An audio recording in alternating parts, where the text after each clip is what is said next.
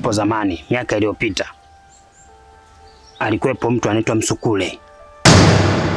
Msukule? Siku nyingine usiendelee kuniuliza maswali kama hayo, wala kuongea maneno kama hayo tena. Ina maana aufahamu kuwa yule mzee anaambiwa mtani kote kuwa mshirikina? Zingatia yale tuliyokuambia. Kwani ulinifuata?